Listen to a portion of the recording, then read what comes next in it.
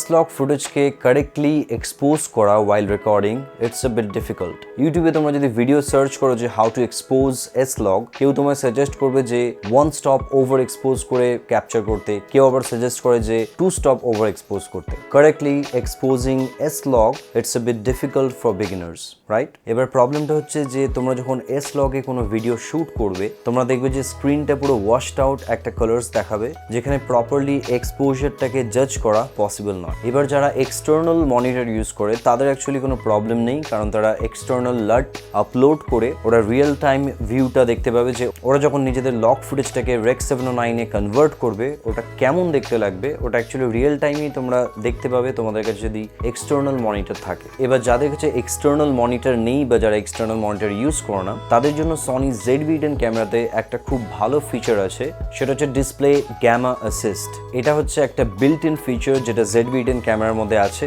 আর এটা খুবই একটা হেল্পফুল ফিচার। কারণ যখন তোমরা HLG প্রোফাইল বা ইভেন S-Log-এ তোমরা যখন শ্যুট করবে আর তোমরা যদি গ্যামা অ্যাসিস্ট অপশনটা যদি অন করে রাখো, তোমরা রিয়েল টাইমে দেখতে পাবে যে তোমাদের S-Log ফুটেজটা তোমরা যখন Rec 709-এ কনভার্ট করবে পরে সেটা কেমন দেখতে লাগবে। সো এটা অ্যাকচুয়ালি অনেকটা মানে প্রিভিউ লাটের মতোই কাজ করে। সো তোমরা যদি বিগিনারও হও তাহলেও তোমরা প্রপারলি এক্সপোজারটাকে জাজ করতে পারবে যে এক্সপোজারটা ঠিক আছে কিনা। বাট ডেফিনেটলি এটার মধ্যে কালার কন্ট্রাস্ট একটু অফ লাগে, বাট এক্সপোজার চেক করার জন্য I think this is the best option. মানে 100% সব কিছু অ্যাকুরেসি তো নেই এটার মধ্যে, বাট অ্যাটলিস্ট 80 থেকে 90% অ্যাকুরেসি তোমরা এক্সপেক্ট করতে পারো। অ্যাটলিস্ট তোমাদের এক্সপোজারটা অলওয়েজ গেস করতে হবে না S-Log ফুটেজ রেকর্ড করার সময়। ইভেন তোমাদের DaVinci Resolve সফটওয়্যারটার মধ্যে তোমাদেরকে একটু দেখিয়েও দিই যে তোমরা ওই S-Log-টাকে তোমরা যখন কনভার্ট করবে ওটা বলতে পারো আইডেন্টিক্যাল লাগবে অনেকটা, যেটা তোমরা স্ক্রিনের মধ্যে দেখেছো গ্যামা অ্যাসিস্ট অপশনটা ইউজ করে।